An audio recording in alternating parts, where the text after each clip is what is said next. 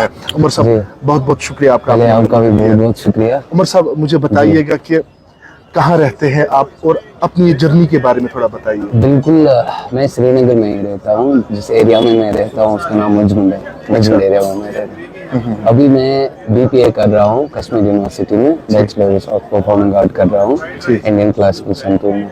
सो अभी मेरा वहाँ पे चल रहा है।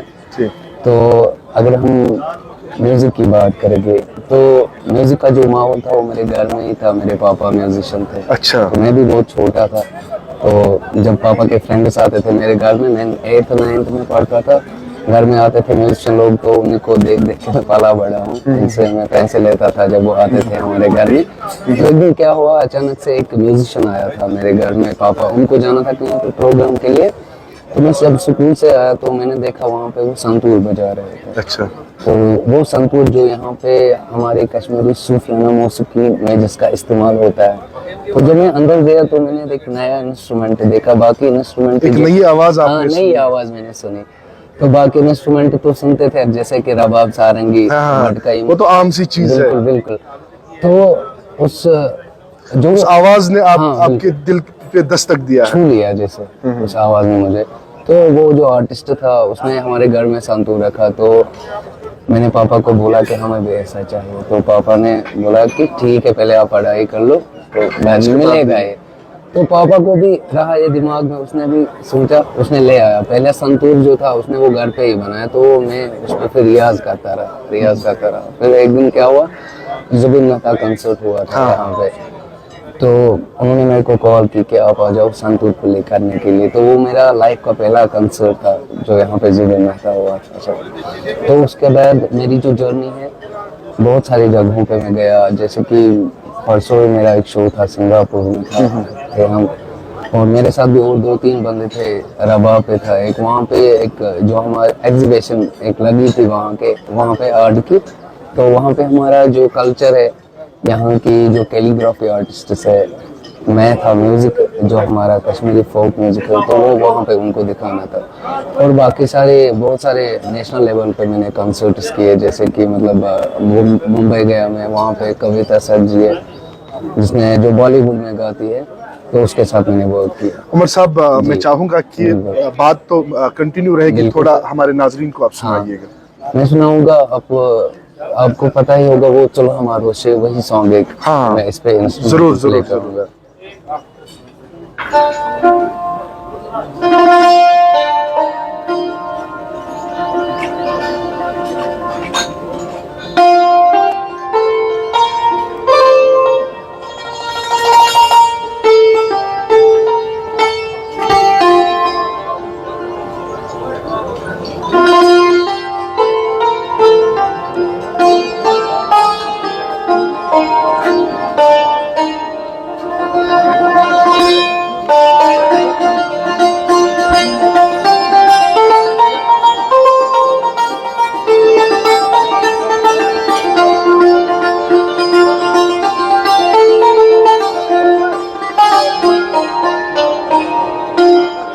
उमर साहब आपके घर में मेहमान आया है और उसके बाद आपने ये संतूर की आवाज वहाँ पे सुनी, आपके दिल को दस्तक दी संतूर की आवाज ने, और उसके बाद ये सफर शुरू हुआ। ये बताएगा कि उसके बाद आपने सीखा भी होगा कहीं से, और कहाँ गए आप सीखने?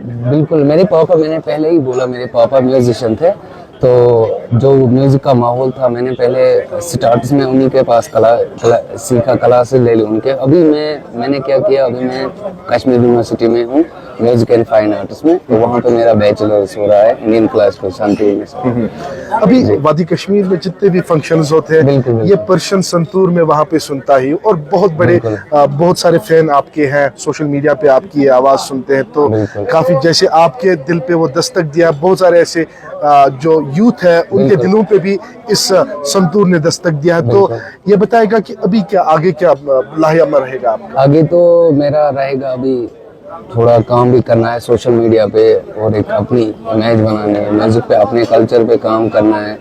तो अभी बैचलर्स चल रहा है, इंशाल्लाह आगे मास्टर्स करेंगे म्यूजिक में। बिल्कुल। तो अभी गवर्नमेंट की तरफ से कोई हाँ support होते हैं आपको यहाँ मिल पे, बिल्कुल बहुत अच्छा सपोर्ट मिलता है। जैसे कि परसों ही हाल ही में G20 का जो था यहाँ पे, वो गेस्ट G20 में आपको खूब देखा है? बिल्कुल बिल्कुल G20 में वहाँ पे भी हमारी जो एकेडमी है यहाँ पे, जम्मू कश्मीर की एकेडमी, वो बुक कर लेते हैं। ऑल इंडिया रेडियो है और दूरदर्शन वो करते वो देते हैं हमें। उमर साहब, मैं चाहूंगा कि ये गुफ्तगू जारी रहेगी, उससे पहले और एक इस पर्सन संतूर से कुछ हमारे नाजरीन को सुनाइए। ओके, कई शुभ बाने करते हैं अभी। श्योर श्योर, जो भी आपको पसंद है।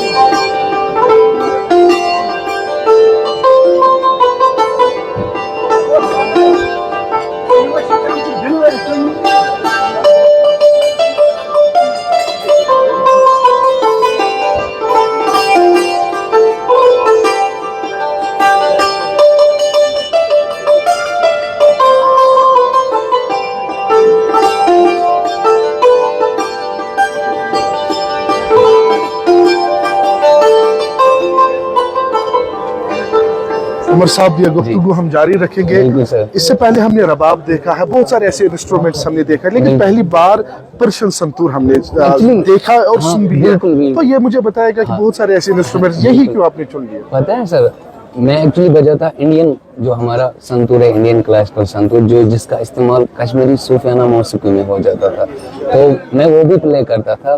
क्लासिकल संतूर भी प्ले करता हूँ मैं। तो अभी इस संतूर की अगर हम बात करेंगे, तो ये एक्चुअली मेरे को किसी ने गिफ्ट किया था ये। अच्छा। तो मैंने सोचा कि अब थोड़ा इस पे भी वर्क कर लेते हैं, काम कर लेते हैं, देखता है कि इसका फ्लेवर कैसा है।